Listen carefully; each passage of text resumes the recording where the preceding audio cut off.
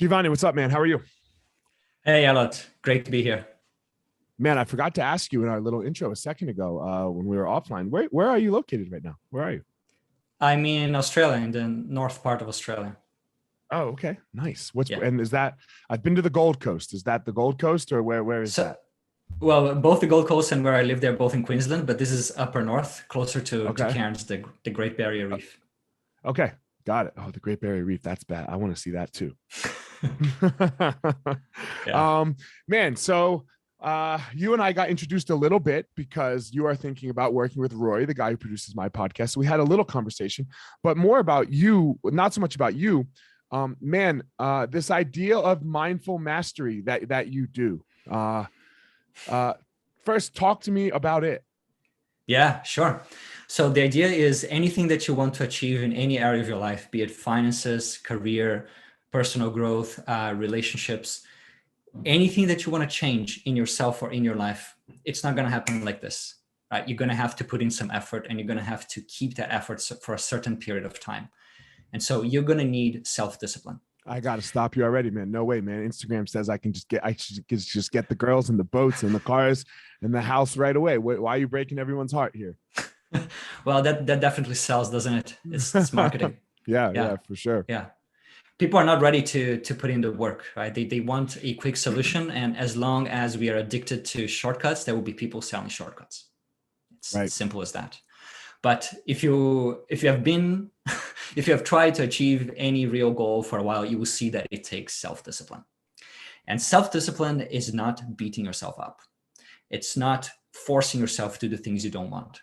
The way I see self-discipline is living in alignment with your goals. It is living in alignment with your values. It is self-respect. It is you fulfilling your promises to yourself. It is you living a life that prioritizes the thing that you said are most important. It's really twisted, right? Because most people think that is one, success, and two, success means money, right? Or fame, or both. And then you see a lot of quote unquote successful, famous people who drink and do drugs, and right, because they're not in this word that you said, alignment, in my opinion, right? Like they have done something and become successful and rich, but they have to cure and heal themselves with this drug or this alcohol or this vice that they have, because they don't really Right. care about the thing. Which shows that success has not scratched the deeper itch that they have, that they may not even be aware of. Most people don't even know what would truly make them happy. What are their values? And that's why I talk about the difference between want to goals and have to goals. A have to goal is something that you think you have to do because everyone else is pursuing those same things. And you can go for it, and self-discipline will help you achieve that goal. But once you get to the top of that mountain, you will not be happy. You want to go, on the other hand, that is connected to your deeper aspirations. It's what truly will make you satisfied. How'd you get to that? I really like that. Like, how did you come up with want to goals versus have to goals? I might have to steal Yeah. that. Well, when I was preparing for my book, I did extensive research on everything I could find about self-discipline, motivation, productivity, dopamine, etc. And that's one of the terms that people use. And also working with people for several years, helping them figure out what they want and helping them achieve that, I realized that there's a difference between pursuing something that you think you should versus pursuing something that comes from your heart, that you know you should. Let me ask you a question here. Like when we say pursue, and we talked about a little bit like success, man, like money, right? Because money's the first thing that we think about when we think about success, right? As a society. Okay. Mm-hmm. Money's a weird thing in the sense of you have to have some, Right. right? Like you can't not have any, because if you don't have any, you have a very difficult time being happy. If you don't have a place to live and food, or even it's hard to be happy wondering where your next meal is going to come from every day, right? Right. That's not a happiness state. So how do you work money into, want to, have to? Right. So I like to think of different areas of our life, and money and health are two areas that we all need to pay attention to. It doesn't matter if we're fully career focused or fully spirituality focused or fully whatever focus. Health and money, they are two things that we have to get right. And if we don't get these two things right, they will hold us back eventually. we will pay a price for that. And so for people who don't have a natural focus on money and health, they can think of these things as being things that will help them in their own purpose, in their own main goal. That if they don't have it, to hold them back. And if they have it, then they will have more time and more energy to focus on the things that matter for them. Okay. I mean, that's a great answer, because when you don't have money, you have to do things for money. And when you don't have health, everything, like as soon as you get sick, right? It doesn't even matter how sick, right? Even just a little sick, you have a cold, right? Everything comes like, or the flu or whatever, everything becomes about getting rid of the cold. Right. So that you can feel better. Right. And even if you can go and do some stuff, like it's going to be, you're not going to feel great. It's not going to be productive, and you're not going to achieve that much. And you just want to get rid of the cold. Yeah. Like even when, in the day when we went to work sick, which is not now, right? I wonder I wonder when that day's going to come back, right? You have a little sniffles in the cold. When is it ever going to be okay? Yeah, is it ever going to be okay again? Yeah, good one. Yeah, it's killing me right now. So with school, right? You have to, if you in Colorado, in my school district anyway, if you miss a certain number of days, the school has to send you a letter that, hey, your kid has missed a certain number of days. Okay. Mm-hmm. But they send out a text message and an email every other day that if you have any cold symptoms, please stay home. And it's like, yo, you're telling me to stay home. Don't then send me an email that says I've missed too many days. Yeah. Yeah, that's funny. It's kind of funny. My wife and I were laughing about it the other day.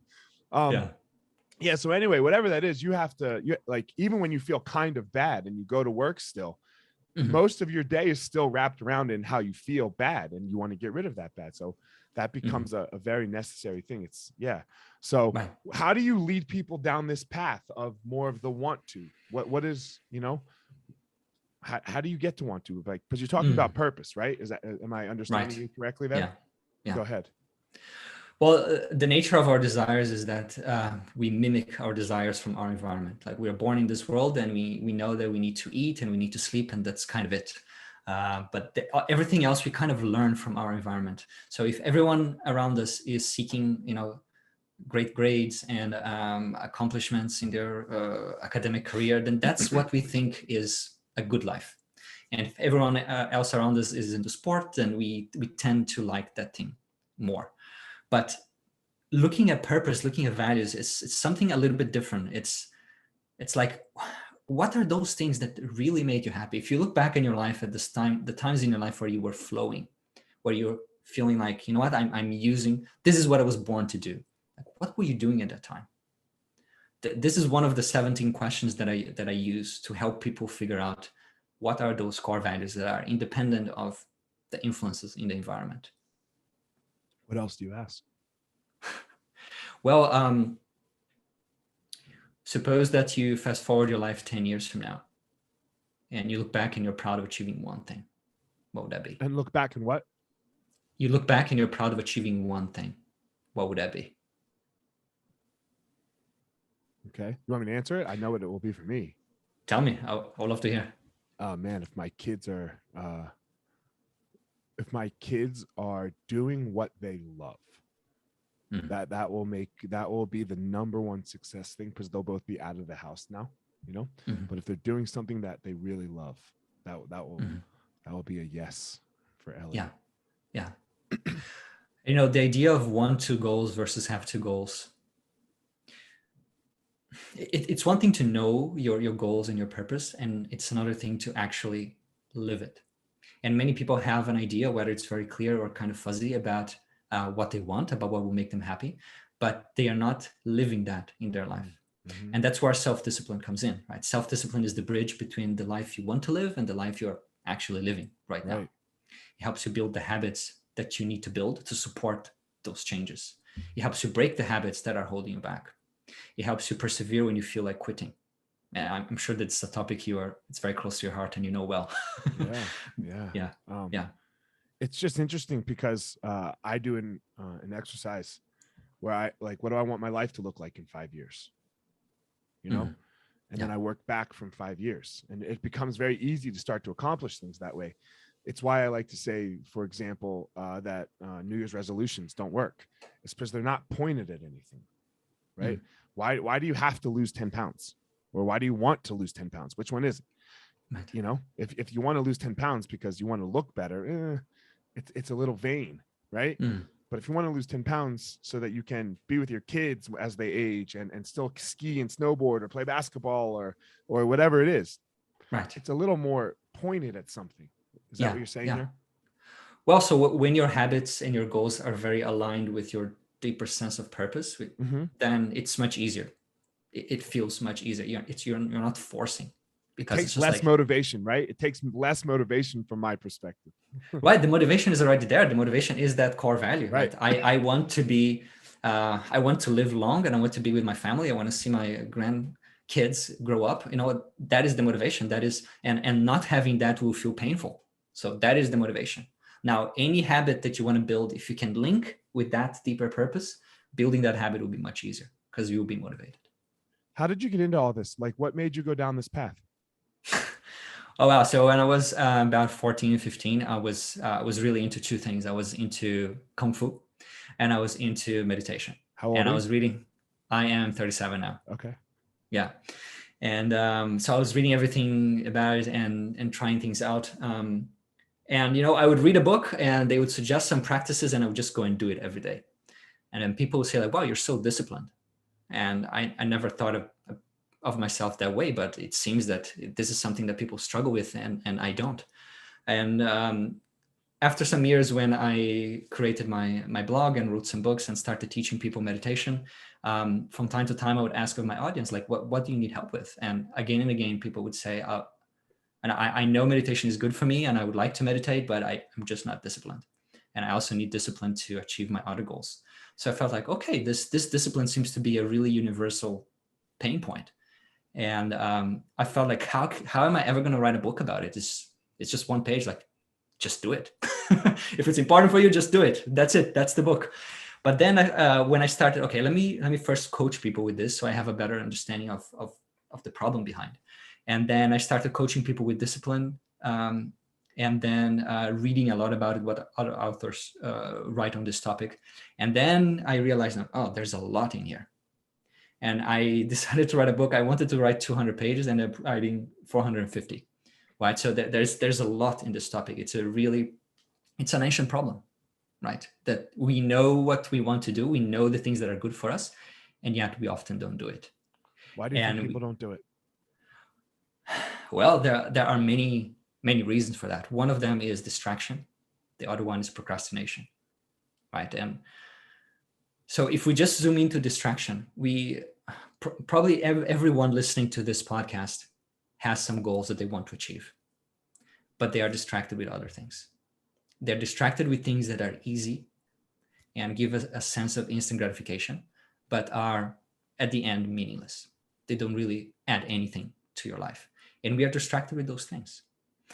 And it's important to understand how dopamine works. Dopamine is the chemical of reward and anticipation of a reward, right? So from dopamine comes motivation. When we are high in dopamine, we are motivated to go and get that reward.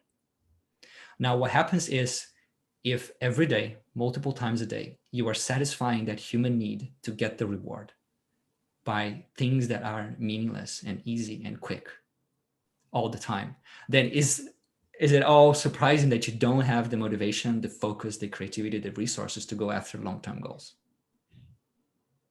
How did we get here, do you think? Right? Because it wasn't always like this, because nothing was fast before. Right? And like, look, some fast stuff is good. It used to take, if you wanted to go from New York to California, it used to take a month. And now it takes 4 hours or 5 hours. Right? So like, that's a good thing in a way of this instant, because this is instant gratification almost, right? And like, look, the people that are building planes are trying to figure out how to do it faster. So there is some good to it, right? But there's definitely been this drawback. So where did we kind of lose track? Because I agree with you. Everyone just wants it right now. You want to, and it's hard to get. It's hard. Everything is hard. Right. Well, this battle between the short-term gratification and the long-term goals, this is as old as mankind, right? I mean, if you believe the story of the Bible, we can say that the fall of mankind was because someone traded eternity in heaven for an apple. For an apple. Right. So that's instant gratification. So that problem is very, very old. But what's happening is that now it's worse than ever because companies are investing billions of dollars to capitalize on that. Right. And unless we have a really clear sense of purpose, unless we really understand how these things are messing up our brains, and we make a strong decision and we create certain rules and structures around it to stop ourselves from going to the instant gratification all the time. If we don't do that, it just gets worse and worse. How do we build an instant? How do we build purpose? Because that's what that's what we're talking about. Like, does your life have purpose? How do we build that? Yeah. How do you do it? How did you do it? Just tell me your story. What did you do to build purpose? Because, right. Somebody will I might grab a nugget and be like, yo, all right, let me add that. Yeah. I think for some people, the idea of purpose comes more naturally. Mm-hmm. You see that, spending hours a day on social media or games or forums or news is not making me happy. I think some people have that awareness kind of more built in. And for other people, it may take longer. I don't know about you. Well, I'm in Australia, so no, I don't watch. You don't know what Fox News is? I know what it is, but I don't watch it. Anyway, go ahead. Sorry. Do you actually watch Fox News? Fuck no. Just to see what crazy people say. Yeah. But I watch any mainstream news media. I watch just to see what crazy people say. So, But go ahead. I think it's a really interesting question. How do you help people build a sense of purpose? And I think it's by helping them think long term. In your deathbed, you will not wish you had spent a few more minutes on Instagram, or you had replied to a few more tweets. Nobody's going to wish that. The problem is we think we're never going to die. We know we're going to die, but we go through each day like tomorrow will be there, and tomorrow's not guaranteed for any of us. Yeah. Right. I've talked about this a lot on the podcast. COVID has showed us that, right? Like March 10th was pretty normal, and then March 13th, the fucking world ended. Right. Yeah. This is one of the lessons of the Stoic philosophers, that you need to contemplate death, that you need to be aware of your own mortality. And thinking about death makes you live better. It does, right? But the problem is, it's actually not a bug in our brain, it's a feature, right? The number one project in our brain is survival, right? Evolutionary speaking, that's the number one project. And that's where all the consciousness will go to, all the blood flow will go. If there's competition between different projects, that's where it goes to. And for survival, what do you need? You need to save energy, right? So the brain is like, hey, I have a source of pleasure in front of me right now that takes no energy. And I have another source of a big reward, huge reward that can happen if I put in a lot of effort during some time. It may or may not happen. Which one should I choose? Instagram's way easier. Right. Yeah, Instagram's way easier for sure. And it's guaranteed a little bit. It's guaranteed you're gonna get, as you were saying, that dopamine, right? You're gonna get that dopamine hit. Yeah. But in the long run, it doesn't help you. In the long run, it makes you feel worse, right? Because as we were talking, like you see these other people's big houses that they just took a picture in front of, and right, it's not true. No one's life is as good as it is on Instagram. So why do we still do it then? Because it's not helping our survival in the long term. It's only the short term. Right. I like to call pleasures the fast food of happiness. Okay. Just like fast food will, it solves the hunger problem in the moment, but it French doesn't fries really taste good. Right. McDonald's French fries are amazing. When you eat them, they taste good. Right. That's why they sell, but it doesn't really have the nutrients you need. Right. Mm-hmm. So in the same way, instant gratification or pleasures, they feel good in the moment, but they don't have what it takes to make you happy. So what are some of the things that you do to make you happy? Well, I dedicate all of my time to personal growth and to serving. That's what I found makes me happy.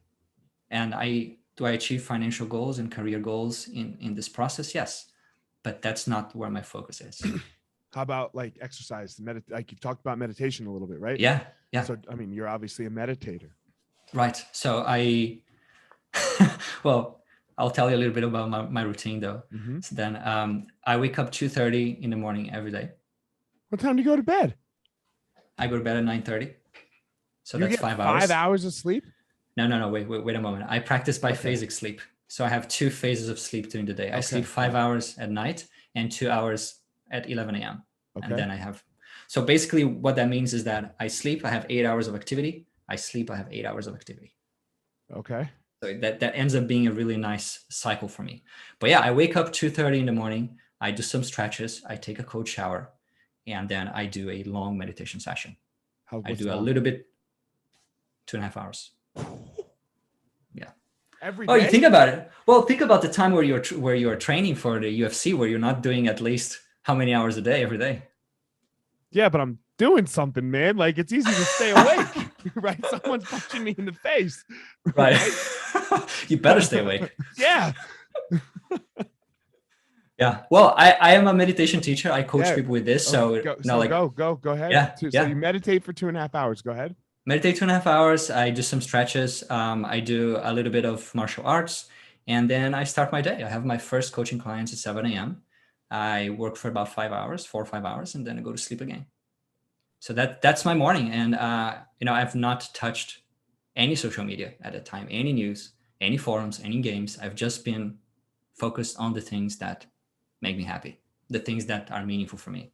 And as part of my meditation, I do about half an hour of some breathing exercises. They come from the yoga tradition, very, very old breathing exercises. And I'll tell you, every day at the end of those breathing exercises, I feel amazing. Every day. Where can we find some of these? Good question. Well, the most popular breathing exercise these days is the Wim Hof method. I've met the man and I've tried a little bit, and it's good, but I prefer the other ones. So the ones that I do is called Breath of Fire and Bellows Breath. If you try putting these two on YouTube, you'll see some videos explaining people how to do that. But yeah, doing 5 minutes is different from doing half an hour. Okay. 5 minutes will feel nice, but half an hour is like you're on fire. Okay. Yeah. So how did we get to this? Yeah, we were talking about dopamine and instant gratification. Yeah.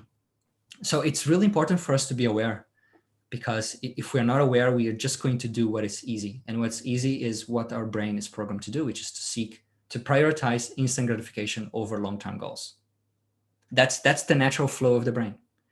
Our brain was not made to thrive in an environment like this, where there are so many sources of instant gratification. Is it because when we were created, however you want to look at that word, it's because the instant gratification was survival, right? Like everything was about surviving. It was not about anything else, because the human experience in the beginning was nothing but, oh my God, am I going to live to see tomorrow?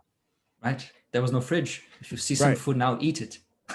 Right. So instant gratification was what was necessary to survive. Right. But now the next step in human evolution and in personal evolution is to learn how to focus on the long term, to focus on the things that really matter, to focus on purpose and values. And that's why self-discipline is so crucial these days. This situation is only going to get worse in the next few years and decades. People are going to be more distracted. People are going to have less focus. They're going to have less willpower. So for those of you listening to this, if you make a little bit of an effort to develop willpower and self-discipline, you're going to be ahead of the pack. You're going to have no problem getting a job and succeeding in your job or whatever you want to do. It's so hard, the self-discipline thing, like even little things. I love coffee, and I love like a little sweetener in my coffee, like, sometimes a little honey, in the afternoon, a little vanilla latte. So all year I have not had a single sweetener in any coffee, and I have 3 a day, so it's not like, it's hard. The morning is easy, but but on that second, third cup, I'm like, yo, come on, Elliot, just put a touch, just put a touch. And I've won so far. I've won every day so far, but awesome. I mean, like, we know the day's coming where I probably have something. Is it getting easier? No. How do you recover from a lack of discipline when you're like, I'm going to have a vanilla latte, let's say in March. I go on vacation, right? I go on vacation, time to ease off for a second, have a vanilla latte. How do I recover from that? Right. Because one of the hardest things is when you are undisciplined for a day, right? People just go, fuck it. Yeah. Yeah. And this is known as the all or nothing thinking. Okay. The all or nothing thinking is like, imagine that you made a commitment to run 7 days a week, run every day. You then start and you run Monday, Tuesday, Wednesday, and then Thursday you end up skipping for whatever reason. You were too tired, whatever. Mm-hmm. And then Friday you say, you know what? I've already skipped yesterday. This week is not going to be an every day, so I'm going to start again on Monday. Start again on Monday. While you could have done Saturday and Sunday, right? And that would make things easier for you. Right. So the way to think about this to avoid the all or nothing thinking is that every decision matters. Every decision in your day-to-day life is taking you a step closer to the person you want to be or a step away from it. Every decision is a +1 or a -1. Right. This concept, I've created an app just to allow people to put the +1s and -1s, because this is so important. When you start seeing your decisions in life as +1 or -1, a step forward or a step away from my dreams, from my vision, then that awareness helps you change. That's amazing. That's really great. Because it's true. Because I like to say to my kids, how you do anything is how you do everything. You know, or how you do everything is how you do it. Yeah. You know, how you do anything is how you do everything. And that's what it is. And my wife gets so mad at me for this. And I'm like, no, babe, it's such an important concept. Yeah. You know, and because normally we're doing it like we're playing a game. And if we're okay at losing, then we'll always be okay with losing. And I'm like, look, we have to learn how to be okay when we lose. That's a skill. But while we're doing this, baby, you're trying to win. Right? You're never like, yeah, it's going to be okay if I don't win. You know it's going to be okay if you don't win, but you're trying to win, because why else would you play the game? Right. So, well, it's I like to say that you get more in life of that which you accept. Mm-hmm. Mm-hmm. So many people talk, tolerance is important, acceptance is important. And yes, it's an important virtue to have, but there's a way to practice it. And there are times that you don't practice that. There are times that you go for what you want. If you can 100%. What did the Stoics say? Be tolerant of others and intolerant of yourself. Something like that, right? Like, right. Of other people's bad behaviors. So anyway, go ahead. Sorry, I cut you off. Yeah. So if you tolerate your low performance in whatever it is, then you're going to have more of that. If you tolerate people bullying you, you're going to have more of that. If you tolerate yourself living on a low income, you're going to have more of that. It's when you don't tolerate something is when you inside of you say, no, I'm going to change this. That's where motivation comes from. If you just accept everything, and that's unfortunately a very popular idea in my world, in the world of mindfulness, that you should just learn to accept everything without judgment, but your life will be very flat. Yeah, it's the same thing with Stoicism, right? Because people think that Stoicism is unemotion, is no emotion. You're stoic, and it's not that you're no emotion. It's that you realize all of them. You just don't let them fuck with you, right? Yeah. Like you like, but because if you don't realize them, then they're all going to fuck with you. Maybe not today. At some point, it's coming home to roost. Mm-hmm. So it's about self-mastery. At the end of the day, for me and what I teach, it's all about self-mastery. If you are a master of yourself, then any emotion, any type of thought, anything can be used for your purpose. What happens when you get sad, man? Right? Because that happens to all of us, right? This is a natural human emotion.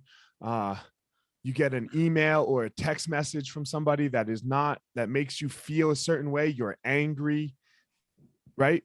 Like this happens to you. I'm assuming, right? You're not a perfect human. The angry, yes. The sad hasn't happened in over a decade. Really? Because of my training. Yeah. Okay. You're never sad.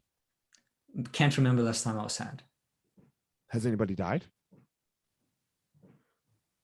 Yeah, people in my family. Okay, right. Yeah. So now I can remember. Now that you ask, I can remember. I don't mean to be a dick and make you call. No. A few years ago. Shit, how do you do that? Yeah, no. A few years ago, my grandmother died, and I was sad for a couple of days. Okay. Yeah. But like as a result of daily life things and of this, I get disappointed. I get sometimes irritated, especially with technology. Okay. But the question is, how do you deal with? Yeah. How do you deal with these emotions? Yes. Well, here is where I think the mindfulness skills are really good, right? Because mindfulness allows you to see that emotion, to develop awareness. And when you develop awareness, it's, when anger comes and you're not really aware of yourself and what's happening, then it's like anger takes the whole screen of your consciousness. It's like all you see is anger, all you feel is anger, all you do is angry. But when you practice awareness, then there's some space between anger and yourself. And that space is the space of your freedom, because that space gives you the ability to say, you know what, I need anger right now to take action. I'm going to use it. But then you are using it consciously. You're not just being used by it. Or you can say, you know what, this is not going to be helpful. I'm going to let go. And so practices of meditation, self-reflection, journaling, all of these things that help you cultivate more awareness, they give you space between you and your emotions. And then you can deal with them. But if there's no space, no technique in the world is going to help, because you're just going to be aware after it's already finished. The damage is done. It's very interesting. I also find Buddhism and Stoicism to be very similar in ways. And you're talking about a Buddhist concept a little bit, right? In the idea of the self, right? Mm-hmm. Is like, what is the self? What does it mean to be Giovanni? Mm-hmm. And if you can have that distance, they use the example of the elephant and the rider a lot, right? The elephant is that thing that's just walking, and the rider's on top of it. And you definitely notice the rider, and we think that we're the rider, but you have this massive elephant walking through the jungle, which is a lot of the self, this undercurrent of our life. How do you start to be aware of that undercurrent or that elephant? Right. I think the practices of meditation and journaling really help you to start becoming more familiarized, more cognizant of your internal world. And then you will start seeing patterns like, I'm now beginning to notice that when this happens, I get triggered. Or when it's a little bit too hot, I am more irritated. Or when someone uses this word, I kind of lose it. Like you start noticing these things, and becoming aware of them is the first step to changing them. Because then you can reprogram yourself to respond differently to that stimuli. But if you're not aware, there's nothing you can do. Switching gears a little bit from some actual steps to just a different topic, to a little more towards the questions that I ask that are everybody. What time is it there? It's 9:36 a.m. So 9:36 a.m. Why are you sitting here with me? Because I say that kind of harshly, but this really isn't going to do much for you. I hate to I use the same two examples. I'm not Joe Rogan. I'm not Tim Ferriss.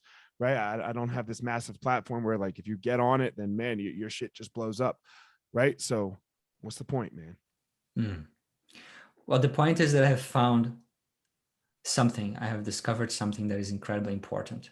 And that thing, the ability to live with more self-discipline, with more focus and purpose, has been transformational for me and for the people I work with. And this is an important message that needs to be heard. And I'm sure that there will be people listening to you and I here today that will appreciate this.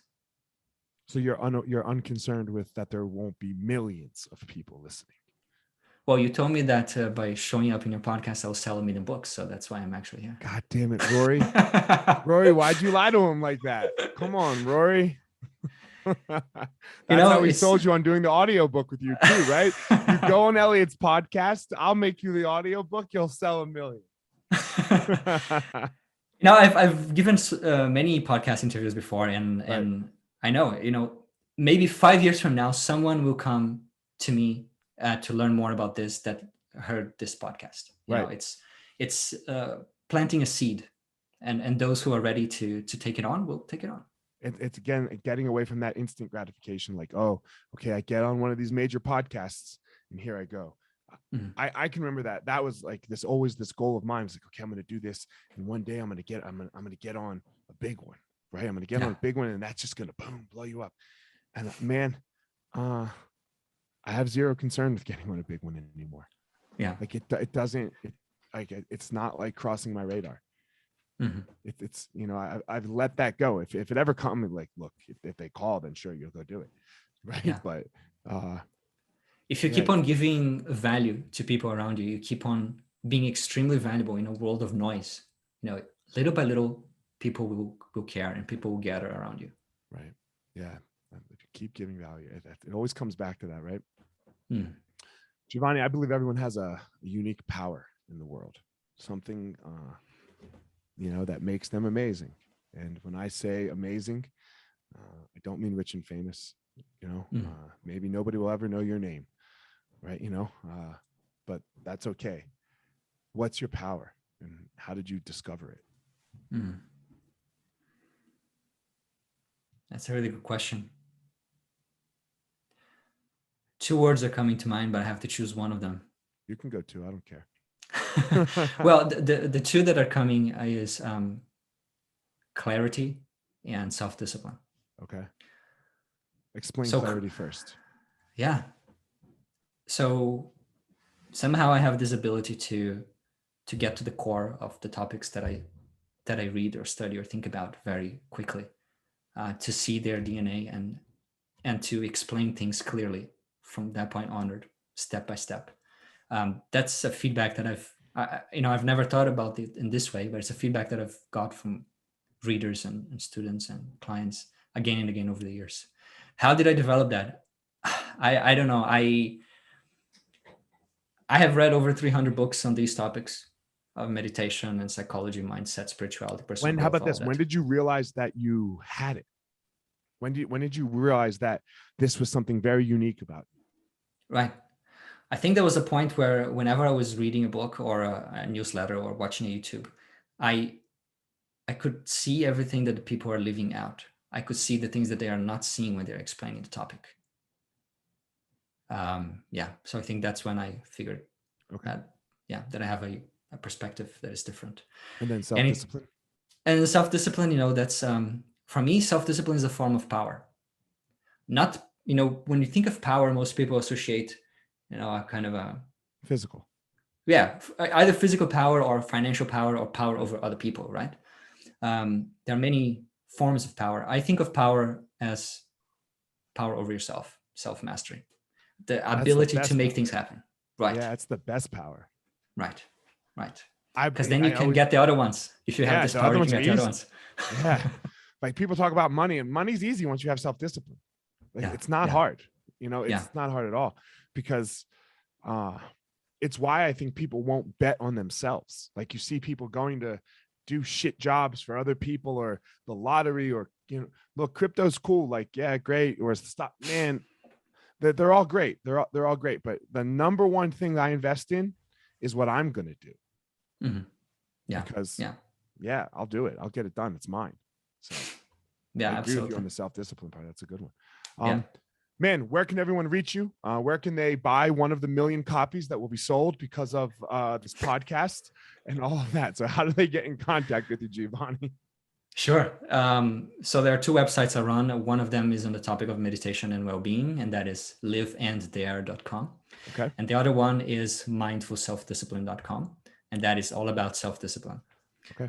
My book and my app, they have exactly the same title, Mindful Self-Discipline. Okay. Can you remind us of those two types of breathing? You said bells and what? Bellows, like that. Maybe I'm pronouncing, the thing bellows. that you used to. Yep. Yeah, bellows, bellows breath, and breath of fire. Breath of fire. Yeah. If there are any show notes, I can give the original names that are in Sanskrit, and people can search that way as well. Got it. We will get them to you. So, man, Giovanni, thank you so much for coming on. My day's almost over, but it's Thursday for you. It's Wednesday night for me. So thank you so much for coming on. It was a great talk. I love this topic. It's one of my favorite topics. So yeah, I always find them so interesting. So as always, everyone, don't go out in the world and try to be Giovanni. He's got his own unique and special power. Don't go out in the world and try to be Elliot. I do my thing the way I do my thing. Everybody go out in the world and find your own power.